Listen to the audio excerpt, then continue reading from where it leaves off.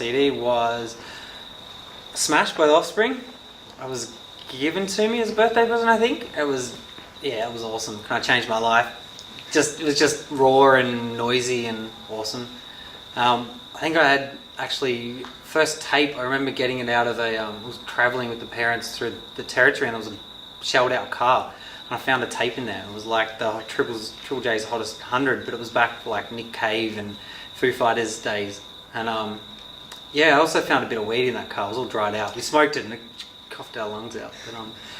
But so we got a good score from that car, and I think still to this day I've got that tape somewhere because it was just such an iconic tape. There was just so many songs on it that just blew my mind. I think I had to add the tape.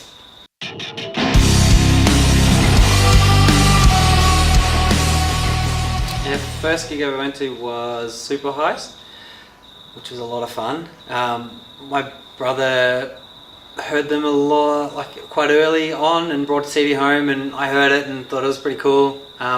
So they did a freezer gig in Benalla where we were staying at that moment, and ended up getting really drunk beforehand and crowd surfed, and then got kicked out for crowd surfing because we weren't allowed.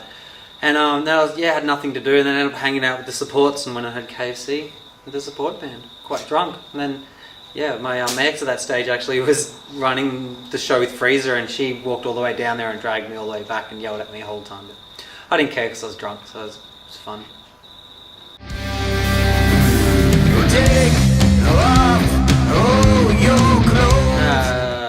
It's hard, kind of influenced by lots of bands. But I guess, early kind of punk stuff like NoFX, kind of Rancid, Lagwagon, kind of what I kind of started on, and progressed to kind of like Black Sabbath, and then fell in love with Opeth and got heavier, and then kind of just now I kind of just a mixed bag. I mean, Mark Knopfler, love him as a musician, songwriter, but really stuck in the 90s grungy kind of, Alice in Chains, Pumpkins, Silverchair, Pearl Jam, all that kind of Nirvana-y kind of grungy stuff.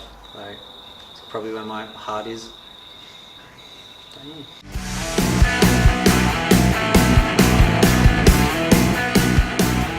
Where I grew up, that's a hard one. I was born in Warragul in East Gippsland in Victoria. Lived there for a little bit, and then parents just sold up everything and just moved every year, and then so we had new towns, new schools, new bullies, new girls, new teachers, new shit, but it was all the same every year. And then a couple of years there, they got a massive bus and went travelling around Australia for a couple of years, which was kind of fun now you look back at it, but it was pretty shit because we had 5 brothers in a bus and parents. It was like hell, but got to see a lot of shit and it was good fun.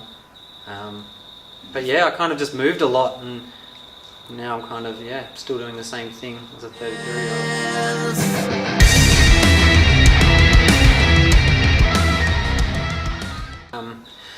Probably when I was about 16, I played drums beforehand for many, many years because I loved being a little young angst full of rage and just smashed drum kits and played punk. It was good fun.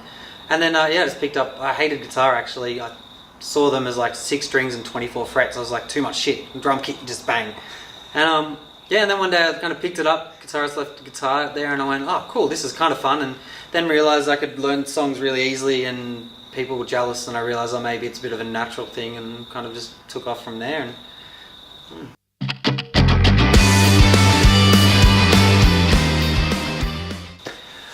Drinking, women, drugs. No, okay, everybody loves that stuff.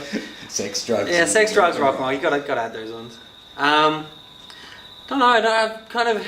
I like food. I'm a chef, so I like eating lots of different types of food. I don't know. I like traveling and just doing random stuff, spontaneous stuff. Don't really have any sports. I used to play a lot of sports. Don't anymore. I've got a daughter, so spend time with her. Not really any hobbies apart from music and food. My 2 biggest kind of take up all my time, really. So.